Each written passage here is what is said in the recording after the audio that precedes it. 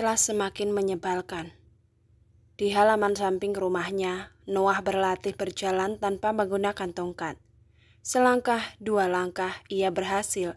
Di langkah yang ketiga, laki-laki itu justru terjatuh. Bersamaan dengan itu, tampak Naila berlari mengejar dan membantunya berdiri. "Hati-hati Noah," ujar Naila. "Tadi udah bisa loh, Nay. Lo mau lihat gak?" Enggak, ntar malah jatuh lagi." Naila menuntun Noah ke kursi yang ada di teras. "Lo kalau mau latihan jalan kayak gini, jangan sendiri. Harus ada yang ngedampingin. Minimal pas Tante Elena lagi ada di rumah. Kalau kenapa-napa kan bisa jadi makin bahaya," terang Naila panjang lebar. "Tapi kan gue greget, Nay. Gak sabar juga pengen bisa jalan lagi." "Sabar." Noah menghembuskan nafas sambil sedikit meringis saat memposisikan kakinya ketika duduk di kursi. Lo ngapain kesini? Jangan bilang mau ngasih undangan ya?" "Undangan apaan?" "Undangan nikah." Naila langsung melengos mendengarnya. "Mau nikah sama siapa coba?" "Ya sama Atlas lah, masa sama gue?" Naila mengibaskan tangannya. "Gue lagi malas bahas soal itu." "Kenapa?" Gue lagi malas bahas soal itu, Noah."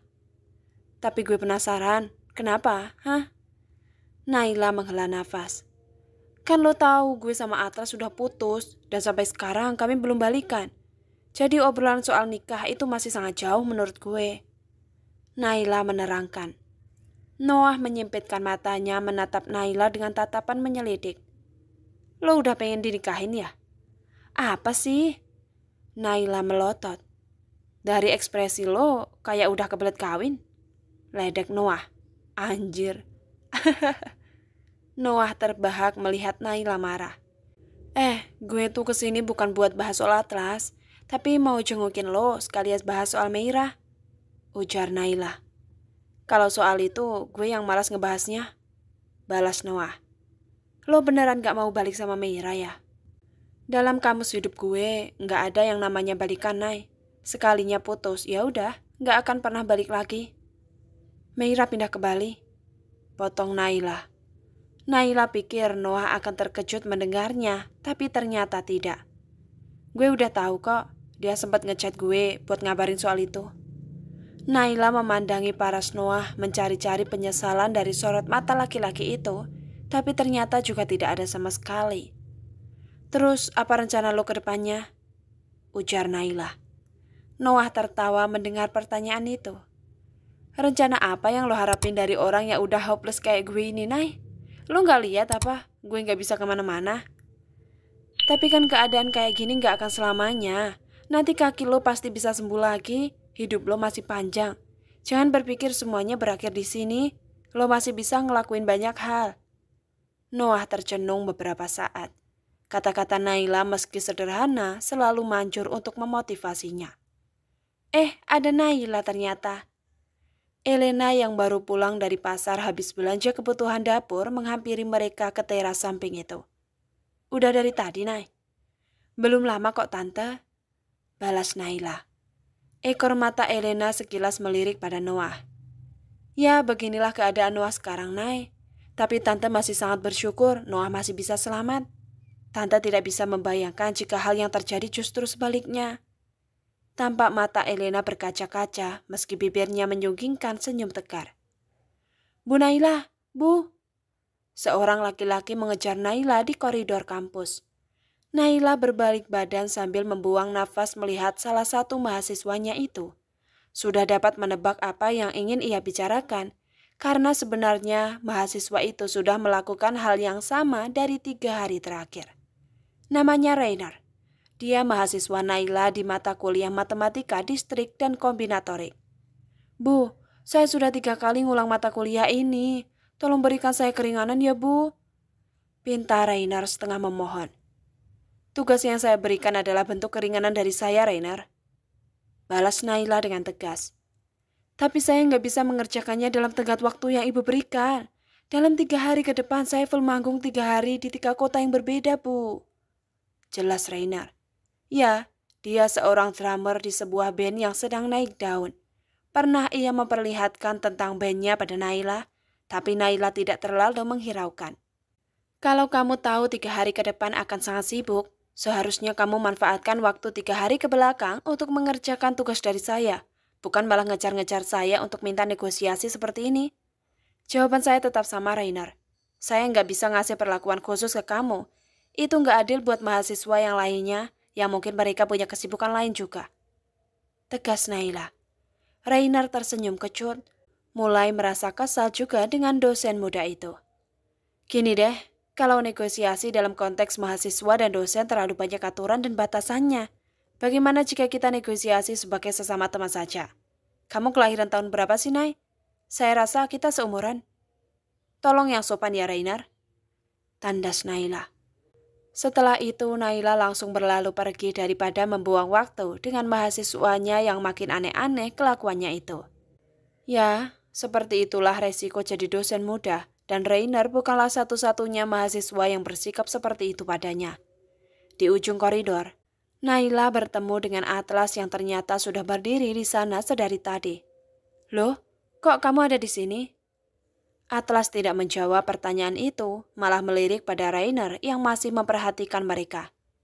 Itu tadi dia ngapain? Nggak ngapa-ngapain, balas Naila. Dia kurang ajar ya sama kamu? Enggak. Bantah Naila. Udahlah, gak usah diurusin. Itu cuma mahasiswa yang mau nego soal tugas. Dia pikir pasar apa pakai nego-nego segala. Tapi dia masih ngeliatin kamu loh. Dan tatapannya kayak gak senang gitu. Aku samperin aja deh. Jangan. Naila menahan tangan Atlas. Jangan bikin masalah di sini. Naila langsung menarik tangan Atlas pergi. Kamu ngapain kesini? Tanya Naila lagi beberapa menit kemudian. Mau ngajak barengan pergi ketemu anak-anak? Jawab Atlas. Hah? Emang ada janjian ketemu ya hari ini? Tuh kan, kamu pasti gak buka grup. Itu Fatir mau traktir sekalian ngerayain yang dia menang lomba waktu itu. Jelas Atlas. Oh, Naila mengangguk-angguk. Aku memang belum cek WA grup sih. Dari pagi full ngajar soalnya. Capek ya? Atlas meletakkan tangannya di pundak Naila, tapi langsung Naila tepis. Jangan aneh-aneh, ini di kampus. Tandas Naila. Oke, maaf Bu dosen. Ini kita kesananya pakai apa? Ujar Naila kemudian. Ekspresinya terlihat sudah lelah sekali, tapi juga tidak mau mengecewakan Fatir dan teman-temannya yang lain. Aku udah pesan gokar tuh. Atlas menunjuk ke sebuah sedan yang baru berhenti di depan fakultas itu. Dengan Mas Atlas? Driver gokar mengkonfirmasi. Benar Mas, jawab Atlas. Setelah Naila dan Atlas masuk, mobil itu pun mulai melaju menuju resto tempat mereka janjian dengan Fatir. Nay, mahasiswa yang tadi mau deketin kamu ya? Dia suka sama kamu? Ternyata Atlas masih belum berhenti membahas perihal Rainer. Bukan Atlas, kan tadi udah aku bilang dia cuma mau nego soal tugas. Jadi dia itu anak band, katanya lagi full manggung 3 hari ke depan. Dia minta perpanjangan deadline, tapi aku nggak mau, nggak adil buat mahasiswa yang lainnya. Naila menjelaskan. Kok kamu tahu dia anak band? Kalian sering ngobrol ya? Atau sering cecetan? Ada intonasi cemburu dari nada bicara Atlas yang kontan membuat Naila mendelik padanya.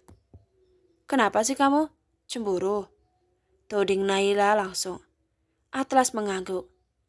Jangan PDKT sama mahasiswa ya, nanti aku sedih loh.